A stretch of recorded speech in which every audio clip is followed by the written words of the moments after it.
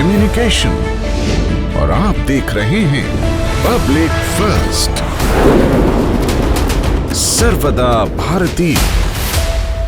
नमस्कार, मैं हूं आशुतोष और आप देख रहे हैं पब्लिक फर्स्ट। इस समय मध्य प्रदेश में जातिगत आधारित राजनीति चरम पर है।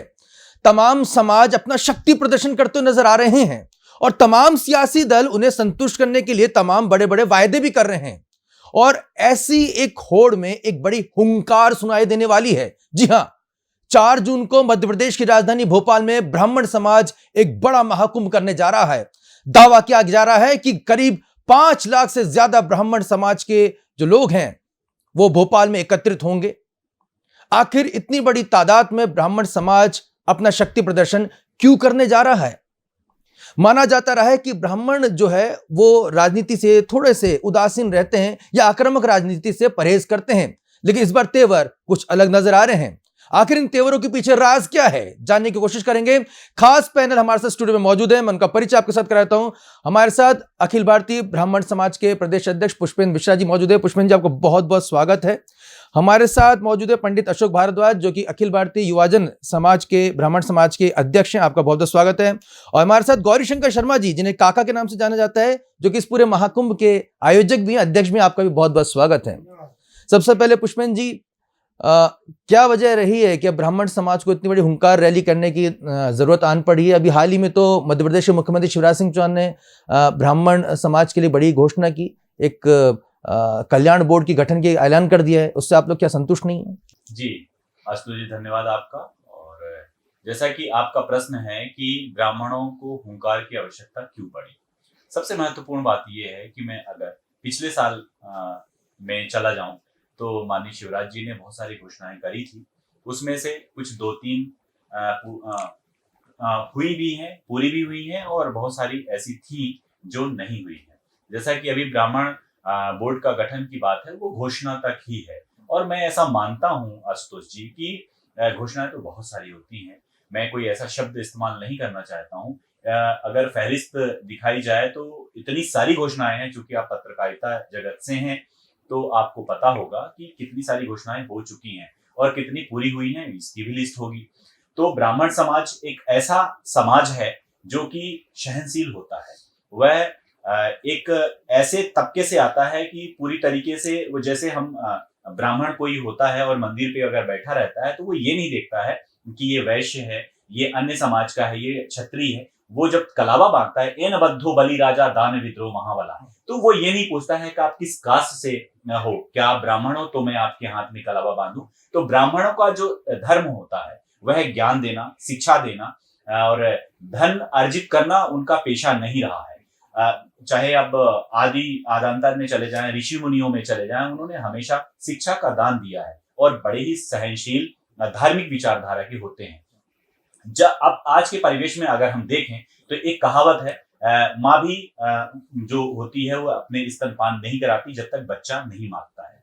तो ये निश्चित तौर पर जब तक हम लोग शांत रहे, आप अगर राजनीतिक परिप्रेक्ष्य में आप कोई भी ऐसा बिंदु उठा करके देखें कि हमारे सामाजिक बंधु लोग कितने कहां पर हैं। मध्य प्रदेश में अगर हम आते हैं तो आईएएस और आईपीएस की अगर गिनती करें, कितने जिलों में हमारे आईएएस आईपीएस ब्राह्मण हैं। उच्च स्थान पर पदस्थ कितने लोग हमारे ब्राह्मण पदस्थ हैं। ये बहुत सारी ऐसी छोटी छोटी सी चीजें हैं जो हम लोगों को ऐसा दिमाग में केंद्रित कर रही हैं आज की डेट में, और वो टीस की तरह लग रही हैं। अब लोगों को समझ में आने लगा है। हम लोगों ने कभी भी क्रोध का भाव नहीं दिखाया है। इसका कारण ये रहा है कि आज हम पीछे जाते जा रहे हैं। मांग क्या है? देखिए, मैं उसी पे आ रहा हूं धीरे धीरे। जब तक हम शांत रहे तो उन लोगों को ये लगता रहा कि ये शांत हैं, ये क्रोध का भाव नहीं दिखाते हैं, क्रुद्ध भावना नहीं दिखाते हैं। और जिन्होंने क्रोध भावना दिखाई और मांगना चाहा, उनको मिलता गया। हमारा आपके चैनल के माध्यम से माननीय शिवराज जी और उनके पूरे मंत्रिमंडल और पूरी राजनीतिक ऐसे दल, वो मैं किसी दल की विशेष की बात नहीं कर रहा हूं, क्योंकि अभी वर्तमान में जो दल है हम मांगेंगे उसी से। जब शिवराज जी ने ब्राह्मण बोर्ड का गठन किया, माफी चाहता हूं, घोषणा की, हम उनसे ये मांगते हैं कि ब्राह्मण आयोग का गठन करो। और सबसे अति महत्वपूर्ण बात जो मैं ये कहना चाहता हूं आपके चैनल के माध्यम से और दबाव स्वरूप कहना चाहता हूं किसी भी राजनीतिक दल के व्यक्ति को अध्यक्ष पद ना दिया जाए। ब्राह्मण आयोग के जो पद होता है, आप उस समाज में मध्य प्रदेश से एक ऐसे ब्राह्मण को लेके आइए, वो या तो सभी मिल करके और इनका नाम प्रस्तुत करें और वो समाज के भले के लिए, हित के लिए वो काम करें, तब तो वो ब्राह्मण आयोग का गठन करने की वो सार्थकता पूरी होगी। नहीं तो अभी तक चाहे कोई भी आयोग का गठन हुआ हो, उसमें आप देख लीजिए राजनीतिक दल के लोग होते हैं और वही चाटुकार लोग होते हैं, वो समाज की बात फिर कहां होती है। आशुतोष जी, काका जी आपसे समझना चाहेंगे कि ब्राह्मण आयोग की बात यहाँ पे कही जा रही है। सदियों से माना जाता है कि ब्राह्मण जो है वो एक शक्तिशाली जाति है, ब्राह्मण को किसी संरक्षण की आवश्यकता नहीं, वो संरक्षण देता है, समाज को संरक्षण देता है। कमजोर तबकों को लेकर आरक्षण की मांग की जाती है, तमाम आयोग की बात की जाती है, बोर्ड की बात की जाती है। ये ऐसा परिवर्तन किस तरह से आप देख रहे हैं कि लगातार अब ब्राह्मण समाज भी एक आयोग की मांग कर रहा है, एक बोर्ड की मांग कर रहा है, एक संरक्षण की मांग कर रहा है? देखिए कि ब्राह्मण समाज तो अभी तक लोग ये बोलते थे कि ब्राह्मण समाज एकजुट नहीं है, लेकिन विगत दिनों 16 अप्रैल को भोपाल में पूरे प्रदेश लेवल की एक बैठक हुई और उस बैठक में ये निर्णय लिया गया कि 4 जून को पूरे प्रदेश से, प्रदेश के साथ साथ देश के भी ब्राह्मण बंधु भोपाल में एकत्रित होंगे और एक बड़ी हुंकार भरेंगे। हमारा ये कार्यक्रम किसी के खिलाफ या किसी के पक्ष में नहीं है, लेकिन अधिकांश लोग ब्राह्मणों को दबाने की कोशिश करते हैं, ब्राह्मणों पे अत्याचार हो रहे हैं आजकल। जिसकी मर्जी में आए वो ब्राह्मण को गाली देकर और नेता बनने की कोशिश करता है ना। ब्राह्मण जो है सबके कल्याण की बात करता है, सर्वे भवन्तु सुखिनः सर्वे सन्तु निरामया, विश्व का कल्याण हो। हम लोग तो इस भावना को लेकर काम कर रहे हैं। और जब समाज का प्रमुख अंग ब्राह्मण को मुख्य माना गया है, तो हमारा ये निबंधन, ब्राह्मण एकत्रित होंगे तो सनातन धर्म इकट्ठा होगा, हिंदू धर्म इकट्ठा होगा और ये हिंदू राष्ट्र घोषित होगा। इसी कामना को लेकर हमारी जो कुछ 11 सूत्री मांगे हैं, आदरणीय मुख्यमंत्री जी ने उसकी घोषणा की है, लेकिन हम उनसे ये बार बार निवेदन कर रहे हैं कि उन घोषणा को अमल में लेके आए। जैसे जो उन्होंने ट्रस्ट के मंदिर हैं और उनकी जमीन नीलाम करने का अधिकार भी पुजारियों को दे दिया है, प्रशासक उसमें हस्तक्षेप करेंगे। ऐसे अभी गुफा मंदिर पे परशुराम जयंती पे आदरणीय मुख्यमंत्री जी ने घोषणा की है, लेकिन जो मंदिर आज ट्रस्ट में नहीं है और इनका पंजीयन नहीं, वो लाखों की तादाद में मध्य प्रदेश में कॉलोनियों में है, जगह जगह मंदिर, उन पुजारी को शासकीय सहायता किसी भी तरह से नहीं मिल रही है और 1000-2000 समिति वाले देते हैं, उससे एक परिवार का गुजारा नहीं होता। ये हमारी प्रमुख मांग है कि एक पुजारी को कम से कम सबके पंजीयन करवाएं। जैसे अभी आपने लाडली बहना का काम किया है तो पूरा शासन प्रशासन लग गया है। हमारे पुजारियों को जितने भी मंदिर आप उनके सर्वे करा लीजिए, उनका पंजीयन करा लीजिए। उन्हें जो आप 5000 रुपये की आपने घोषणा की है, वो घोषणा हमारे पुजारियों को मिलना चाहिए। इसी सब बातों को लेकर और हमारा जो कार्यक्रम है, इस कार्यक्रम ना तो किसी के पक्ष में ना किसी के खिलाफ में, लेकिन लोग कहते हैं ना ब्राह्मण एकत्र नहीं होते। सिर्फ एक बार मध्य प्रदेश में अभी आपने जयपुर में देखा ब्राह्मण एकत्र हुए, उससे भी हम लोग कोशिश कर रहे हैं, उम्मीद कर रहे हैं, पूरे प्रदेश में दौरा कर रहे हैं। लगभग 5 लाख की संख्या से ज्यादा ही ब्राह्मण भोपाल में एकत्रित जी ओंकार बन गए। पंडित अशोक भारद्वाज जी, चुनावी साल है, तमाम जो आयोजन होते हैं उसको ये माना जाता है कि सब दबाव की रणनीति अपनाए जा रहे हैं और सवाल ये भी आता है कि तमाम जो पॉलिटिकल पार्टीज हैं, राजनीतिक दल हैं, वो चाहेंगे कि भाई इतनी बड़ी संख्या है, क्योंकि राजनेताओं की दृष्टि में संख्या बहुत महत्वपूर्ण है, क्योंकि संख्या के बल पे ही वो सत्ता हासिल कर सकते हैं। 5 लाख की तो आप लोग यहाँ पे दावा कर ही रहे हैं, ब्राह्मण का झुकाव किस तरफ रहेगा? देखिए, वर्तमान में आपने जो प्रश्न किया, अभी जो अपन झुकाव की जहाँ बात कर रहे हैं, तो ब्राह्मण तो क्या है, हमें से हाथ उठा के देते हुए आ रहा है। जहाँ पे हर समाज के प्रति, आप भगवान श्री कृष्ण को ले लो, भगवान राम को ले लो, ये अन्य देवी देवताओं के हम उसमें अगर आते हैं, अगर हमें किसी का विरोध करना होता तो हम सतयुग में द्वाता या जो अपने कल्प रहे हैं उनमें भी हम विरोध कर सकते थे। लेकिन आप ये देखिए कि अगर भगवान श्री कृष्ण यादव समाज से आते हैं तो कहीं ना कहीं हम लोगों की सुमति रही तभी वो आए। भगवान राम रघुवंशी समाज से आते हैं तो भगवान राम रहे, हमने उनका भी समर्थन किया। तो कहीं ना कहीं मेरा ये कहना हो रहा है कि वर्तमान में हमें किसी प्रकार का वो नहीं है, हम सनातन का समर्थन करते हैं, लेकिन सनातन का हम समर्थन कर रहे हैं तो कहीं ना कहीं जो अन्य समाजें हैं उन लोगों को भी ये ध्यान रखना चाहिए कि भाई कहीं ना कहीं हम लोग जो खड़े हैं, कहीं भी हम आते जाते हैं, हमारे साथ किसी प्रकार कोई अपमान नहीं हो, मान सम्मान का बराबर ध्यान रखा जाए।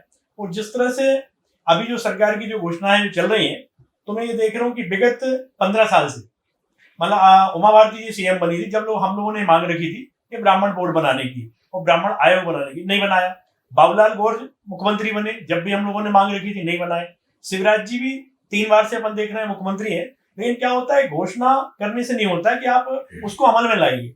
तो ब्राह्मण बोर्ड शिवराज जी बनाए, और माननीय शिवराज जी मुख्यमंत्री जी से निवेदन करता हूँ कि वो एक पत्र केंद्र सरकार को लिखें, क्योंकि आयोग जो बनेगा तो आयोग में मध्य प्रदेश सरकार का कोई लेना देना नहीं है, ये केंद्र से बनेगा। तो मेरा शिवराज जी से यही निवेदन है कि आप एक केंद्र को पत्र लिखें, और बोर्ड का गठन तो अपनी जगह आप किसी को भी अध्यक्ष उपाध्यक्ष बना सकते हैं, लेकिन आयोग जब बनाएंगे तो वो कहीं ना कहीं क्रियावान हो जाएगा, और उससे कहीं ना कहीं हम लोगों की जो चीजें हैं, आज छोटी छोटी चीजें हैं, हम लोगों के एडमिशन के लिए हमें भटकना पड़ता है। आज हम बच्चों के एडमिशन के लिए जा रहे हैं तो लोग होते हैं तुम्हारा पंडित हो, तुम्हारे बच्चे का क्या वीआईपी स्कूल में क्या करोगे तुम। तो ऐसी हर विभाग में मान अपमान वाली जो घटनाएं हमारे साथ होती हैं, उन सब पे ध्यान दिया जाए। और कहीं ना कहीं अभी ट्रैफिक में आप ले लीजिए, ट्रैफिक में जो धोती कुर्ता वाला ब्राह्मण निकलेगा, ये बड़ा दुर्भाग्य है मध्य प्रदेश का कि यहाँ पर सबसे पहले उसको पकड़ेंगे। भाई वो पंडित है और आप उसको उससे वो कर लो, भाई ठीक है उसने गलती कर दी, आप उसको विदा कर दो, लेकिन नहीं, उसको नीचे दिखाएंगे ट्रैफिक वाले लोग खड़े होंगे। तो ऐसी कई चीजें छोटी छोटी आ रही है जिसपे कि संज्ञान में लिया जाए, और आगे जाके जो हम लोगों की मांगे हैं, उन मांगों को जिस तरह से शिवराज जी घोषणाएं कर रहे हैं, उन घोषणा को ना करके उसे अमल में लाएं। और जहाँ ब्राह्मण समाज के हम लोग काम कर रहे हैं, और एक पहला एक चमत्कारिक काम हुआ है कि हम लोगों ने 65-66 संगठन जो मध्य प्रदेश में जो काम कर रहे हैं अपने अपने स्तर पर, भोपाल में उनको एकत्रित किया, उन सबसे अपनी बात सुनी। बात सुनने के बाद हमने उसमें सहमति निकाली कि भाई किसको क्या बनाए। तो हमारे गौरीशंकर जो कक्का जी हैं, ये सबसे वरिष्ठ है बुजुर्गों में, तो इनको हम लोगों ने अध्यक्ष चुना। और फिर बात आई कि युवाओं में कौन हुंकार भरेगा। भाई एक व्यक्ति ने कमाल संभाल ली कि भाई समान रूप से काम कर रहे हैं। हुंकार के लिए हमने पंडित पुष्पेंद्र मिश्रा जी को चुना, क्योंकि इनका मध्य प्रदेश में एक अच्छा वर्चस्व है, अच्छा नाम है, और हर उसमें ये खड़े रहते हैं सुख दुख में।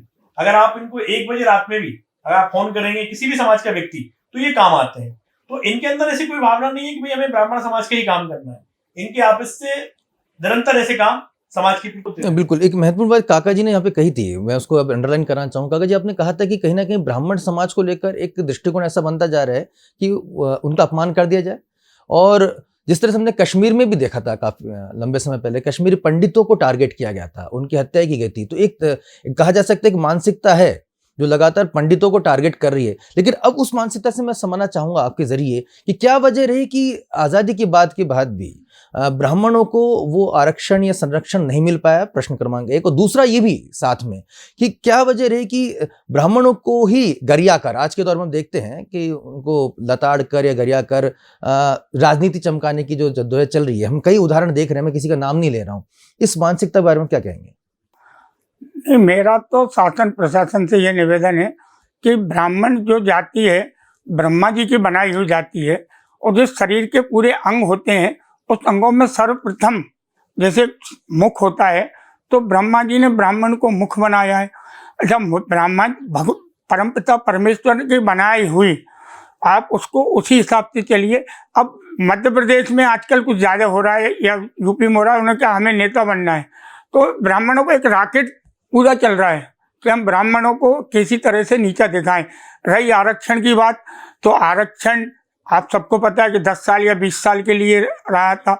हम आरक्षण आर्थिक आधार पर चाहते हैं कि आर्थिक ब्राह्मण भी है ना, आप देखिए पुजारी हैं जो 2000-3000 में अपना गुजारा कर रहे हैं, उनको किसी चीज़ का लाभ नहीं मिल रहा, ना राशन कार्ड मिलेगा, ना उनको अभी ये लाडली बहना में तो वो लोग आ जाएंगे, आयुष्मान कार्ड का लाभ उन्हें नहीं मिल रहा है। ऐसी बहुत सी परेशानी है। लेकिन मेरा सभी लोगों से निवेदन है कि ब्राह्मण सदैव सबका हित की बात करता है। ब्राह्मण डॉक्टर जो हुआ वो कहता है बीमार हो अगरबत्ती लगाएंगे, वकील लड़ाई का, लेकिन ब्राह्मण जो है सबके घर में सुख शांति और धर्म की जय बोलने वाला ब्राह्मण परिवार है।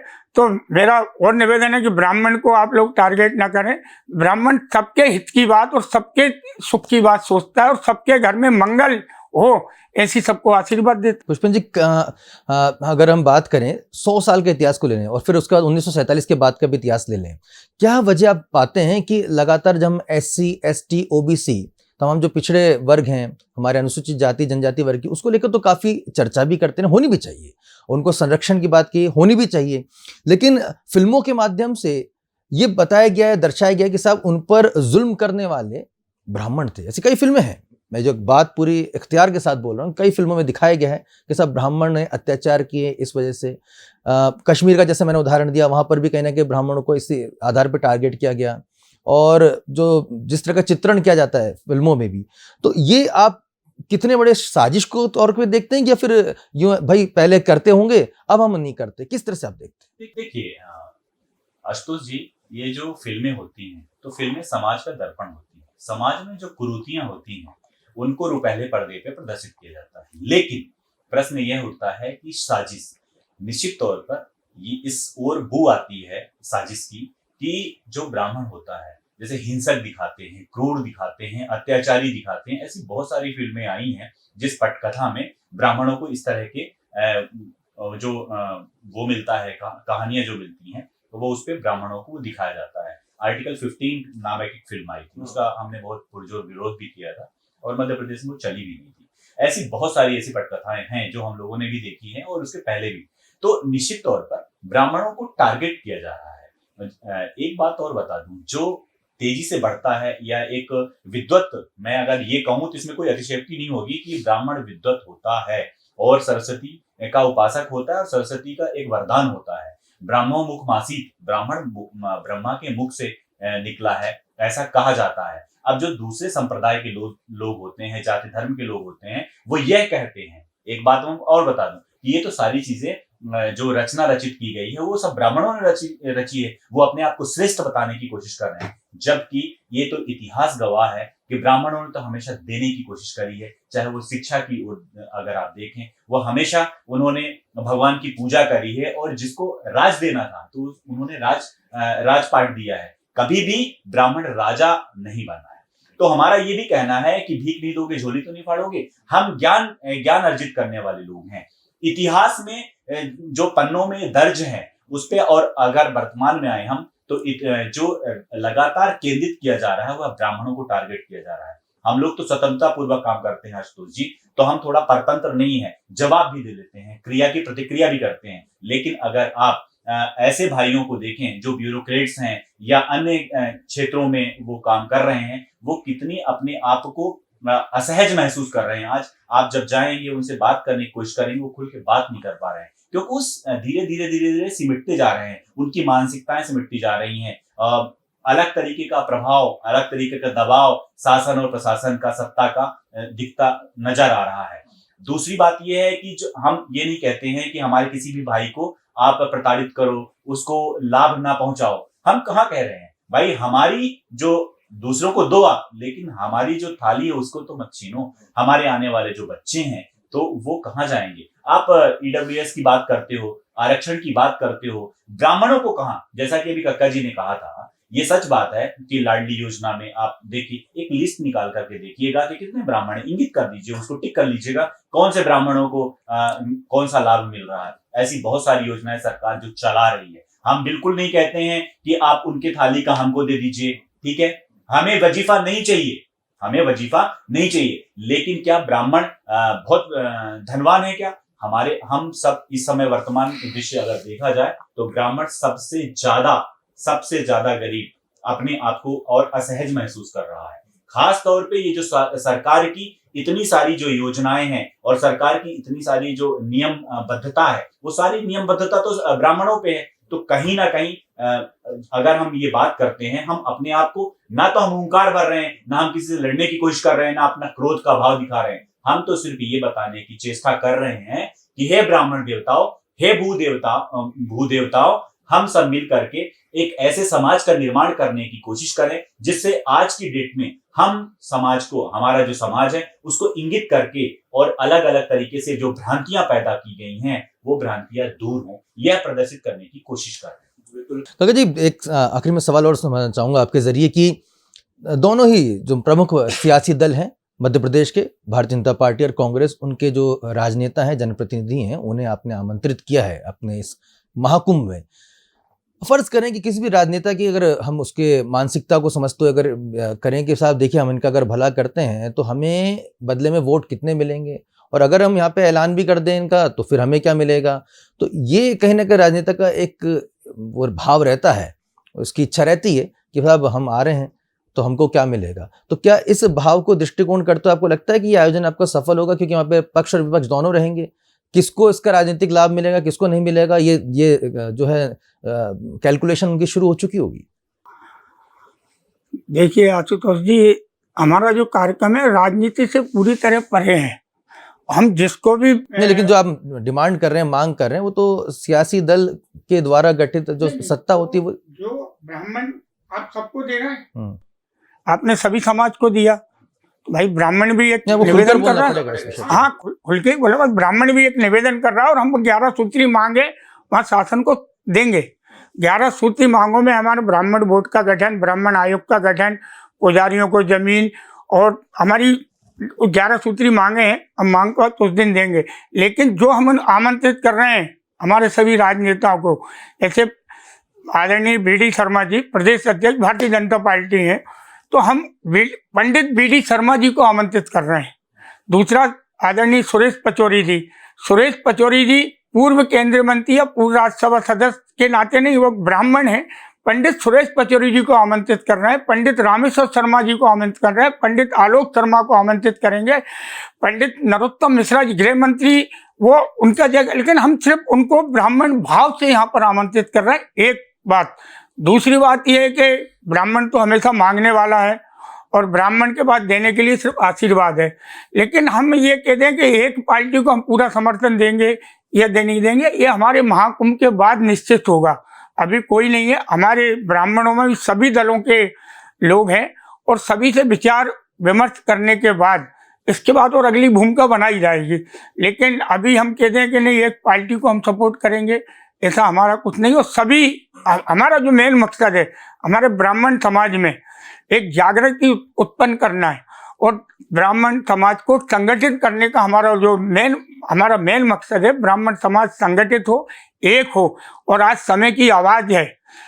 ब्राह्मण बंधु सचेत हो, समय चाहता एक हो, और हमने ये नारा दिया है कि हम सब एक हैं। आप देखिएगा भोपाल में 55-60 संगठन काम कर रहे थे, पूरे मध्य प्रदेश के लोग उस दिन आए थे गुफा मंदिर में और परशुराम मंदिर में बैठक हुई थी। सभी ने एक सुर में कहा है कि हम एक हैं, और उसमें हमारे ब्राह्मण बंधु अलग अलग वर्गों में बैठे हुए थे, उप वर्गों में थे, जजोतिया, कानकुब्ज, आदगौड़, सराज, सरजू पारी, आदिगौड़, नर्मदेश्वर, पूरे ब्राह्मण एकजुट होकर आप देखिएगा कि 4 जून को भोपाल में पूरा भगमय में रहेगा। और ब्राह्मण ना तो कभी किसी से लड़ा है और ना किसी से लड़ेगा। हमारा जो आयोजन है, हम उसमें भी निवेदन है शासन प्रशासन को, हमारे आयोजन में किसी भी तरह से न ट्रैफिक बाधित होगा, न प्रशासन पुलिस को परेशानी पड़ेगी। हमारे वॉलेंटियर हजारों की तादाद में हमारे वॉलेंटियर लगेंगे, रोड पे लगेंगे, सबको सुचारू रूप से स्थल तक पहुंचाएंगे और बाद सुचारू रूप से उनको भोजन कराने के बाद अपने स्थान पे वापस विदा करेंगे। लेकिन किसी तरह की ब्राह्मण हुंकार में आप ये नहीं देखेंगे कि अभद्रता हुई, कोई गदर हुई या ये हुआ। और हम कोई विशेष नारा भी नहीं है। हमारा मेन उद्देश्य है हमारी समाज जो है संगठित हो, एकजुट हो, और इसके बाद जो भी समाज निर्णय लेगी वो। आखिर में पंडित अशोक भारद्वाज जी, ये प्रश्न सिर्फ आपसे मैं नहीं पूछ रहा हूँ, ये प्रश्न उन सभी सामाजिक संगठनों से है, लेकिन चूंकि अब आप मेरे सामने, मेरे पास ये अपॉर्चुनिटी कि मैं आपसे सवाल पूछ सकूं।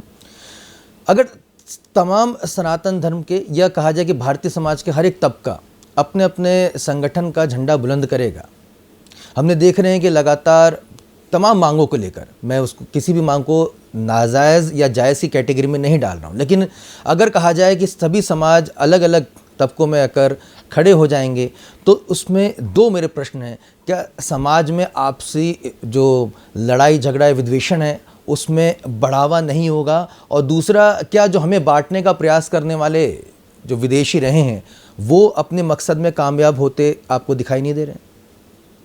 देखिए आशुतोष जी, वर्तमान जो कंडीशन जो चल रही है देश में या मध्य प्रदेश में, तो आप ये देखिए कि ये स्थिति बन क्यों रही है। भाई स्थिति क्यों बन रही है? ये स्थिति भारतीय जनता पार्टी या कांग्रेस की जो घटक दल हैं जिनकी सरकारें रहती, ये इस तरह से मतलब वोट बैंक की राजनीति करते हैं, इस तरह से षड्यंत्र करते हैं कि भाई हमारी मजबूरी हो जाती है हम वहां तक पहुंचे। भाई किसी भी जात का कोई व्यक्ति नहीं चाहता, किसी भी समाज का, कि हमें कोई बड़े आंदोलन करना पड़े, या हमें कोई उग्र आंदोलन करना पड़े। लेकिन होता क्या है कि एक कहावत है कि अंधा बांटे रेवड़ी और चीन चीन के दे। ये कंडीशन सरकारों की हो रही है, कहीं भी किसी भी राज्य में ले लो, कोई प्रैक्टिकल मध्य प्रदेश से नहीं है कि किसी भी समाज का कोई कार्यक्रम देखा और उन्होंने कोई बड़ी संख्या देखी और उसको तुरंत उसको कुछ दे दिया। अभी आप राजस्थान में ही देख लीजिए, कहीं ना कहीं ब्राह्मण समाज का जो कार्यक्रम हुआ, बड़ा कार्यक्रम देखा तो आपने प्रदेश अध्यक्ष बना दिया। तो इस तरह की जो विचारधारा की जो राजनीति है, इसमें किसी प्रकार का कोई जातीय संगठन का कोई लेना देना नहीं है। ये सरकारों को इनको सोचना पड़ेगा आपस में, भाजपा और कांग्रेस जो अपन बड़े दल है मध्य प्रदेश में, तो इनको इस विषय में विचार करना कि ये समाज को हम लोग नहीं बांट रहे या अन्य समाजें आपस में नहीं कोई फूट नहीं डाल रहे। फूट डालने का काम कौन कर रहे हैं? सरकारें कर रही हैं। या तो आप एक तरफा लागू करो कि भाई ये योजना है, इसका लाभ सबको मिलेगा, आर्थिक रूप से जैसे आरक्षण है आप दे दो तो किसी प्रकार का कोई विवाद नहीं होगा। लेकिन क्या होता है, जिसका संख्या बल आपको दिखा आपने उसकी तुरंत नियुक्ति कर दी या आपने उसकी घोषणाएं तुरंत मान ली। तो ये सरकारों का दोष है। और ये विचार अगर आने वाले समय में किसी प्रकार के कोई मध्य प्रदेश है या अन्य प्रदेश है, कोई जैसे बोलते हैं गृह युद्ध, इस तरह की जातीय राजनीति में कोई घटनाएं अगर होती है तो इसका जवाबदार कोई संगठन नहीं है, कोई समाज नहीं है, इसका जवाबदार वर्तमान में जो सरकारें काम कर रही है वो है। तो मेरा सभी मतलब राज्यों में यही कहना होता है, जैसे मध्य प्रदेश में वर्तमान हम यहाँ की बात करें तो मेरा माननीय शिवराज सिंह चौहान जी से एक ही निवेदन है कि आप जो जातिगत जो राजनीति का जो प्रभाव चल रहा है इसको आप खत्म कीजिए। और जिस तरह से आप बोलते हैं कि मैं सनातन का पक्षधर हूँ और सनातनी हूँ, तो आप सनातन के पक्षधर तो वसुधैव कुटुंबकम की भावना रखो, सबको आप एक समान समझो, जो वर्तमान में नहीं हो रहा है। बहुत स्पष्ट आप लोगों ने अपने विचार रखे हैं और कहीं ना कहीं अपनी मांगों को लेकर जिस हुंकार रैली का आप आयोजन कर रहे हैं उसको आप जस्टिफाई करते नज़र आ रहे हैं।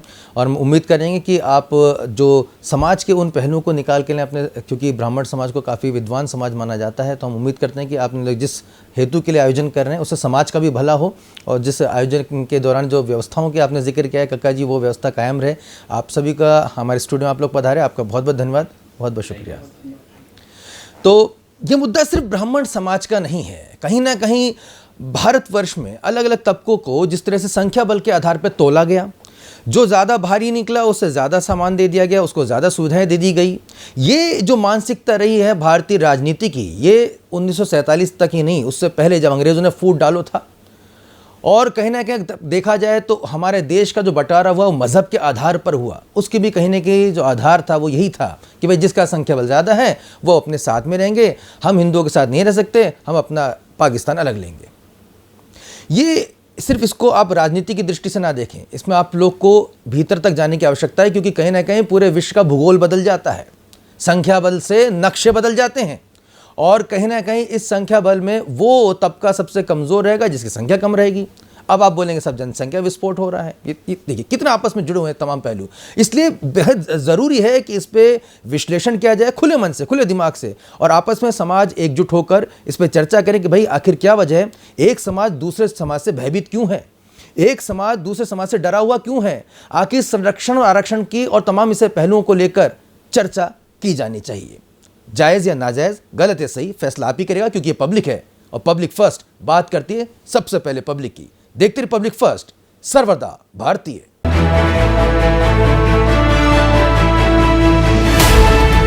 ये है इंडिया फर्स्ट कम्युनिकेशन और आप देख रहे हैं पब्लिक फर्स्ट, सर्वदा भारतीय।